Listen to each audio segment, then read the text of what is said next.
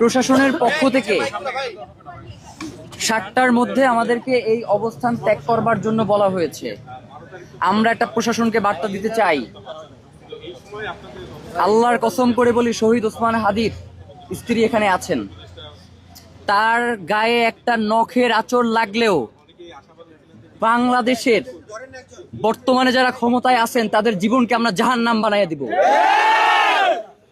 শহীদ ওসমান হাদির স্ত্রী এইখানে অবস্থান করছেন, কোন আলটিমেটাম যদি কেউ দিতে আসে থাপড়ায় তার দাঁত ফলাই দিব। এইখানে কোনো আলটিমেটাম চলবে না।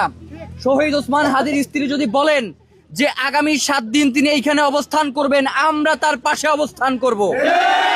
আমরা এইখান থেকে কেউ সরে যাওয়ার জন্য এইখানে আসি নাই, কঠিন কোনো বার্তা নিয়েও এখানে আসি নাই।